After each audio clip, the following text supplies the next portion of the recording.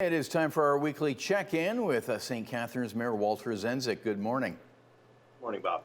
We had our cameras at the beautiful vigil last night in support of Ukraine. You were there? Yeah, I was there, and it was beautiful to see so many people coming together. It was a candlelit vigil, and it was at Saint Cyril and Methodius Church here in St. Catharines. And it was an opportunity to pray, and there was a lot of prayer that took place, and also just being together with the community, because I sense, Bob, that there's this feeling of helplessness, and you see on the news what's going on in Ukraine, and there's local members of our community saying, what can we do? And so coming together with prayer and through this candlelit vigil gives people an opportunity to share their feelings, but at the same time learn more about what we can do to help what's going on in Ukraine, such as donations. Absolutely, and the donations have been overwhelming coming out of Niagara.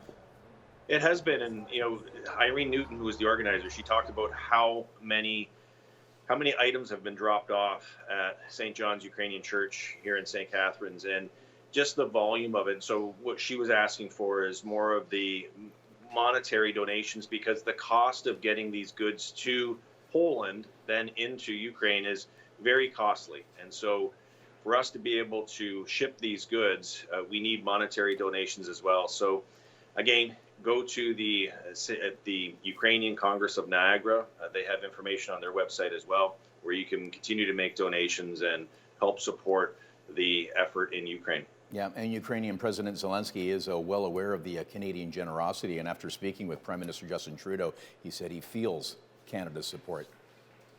And that's so important. I think the world, there's a majority of the world is looking to do what they can to help what's happening in Ukraine. And so, until it's over, we got to keep doing what we can, whatever we can, donations, helping the cause, doing what we can as Canadians until this is finally done, until Russia is out of Ukraine. Yeah, let's get to some city business. And provincial business, of course, announced that the mask mandate will go on the 21st. So what are your thoughts, and will the city continue or follow provincial guidelines? Well, right now we'll be following provincial guidelines. When you look at what the province has indicated and where the cities are going, we're going to be following the directives from the province, but also listening to our local public health officer here, Dr. Hergy. And I think his comments are correct. This isn't over yet, and so we've got to walk through this process and understand that as of March 21st, it's not just, hey, take the mask off and forget about it. There's opportunities for us to continue to wear the mask if you're not feeling well, or if you're in a larger environment and you're more comfortable wearing a mask, we should be able to encourage people to do that as well. So we've got to do this together, Bob, and this polarization that is taking place around the masks, I think we have to be respectful for one another as well and understand that Absolutely. Are going to be here moving forward. Absolutely, because people have their reasons for, continuing to wear them in whatever environment. Before the 21st, coming up on the 16th, the State of the City address. Kind of a big deal. Can you give us a sneak peek?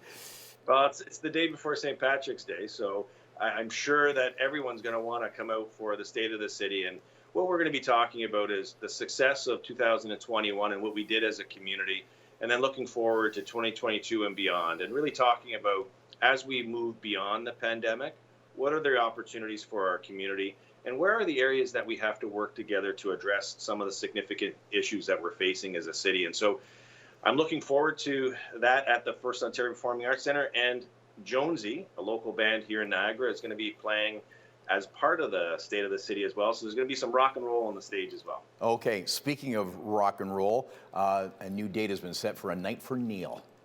October 22nd, and then again, we want to make sure that this event is going to be the signature event of 2022 at the Meridian Center. And so this has been moved to the 22nd of October. And in terms of what we're doing as a community, we've got our commemorative plan that we have for Lakeside Park as well. So we're hoping that it all comes together in one evening. But it's going to be a great evening to celebrate a hometown hero, Neil Peart.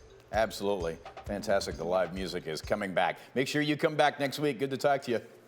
I'll be back on St. Patrick's Day.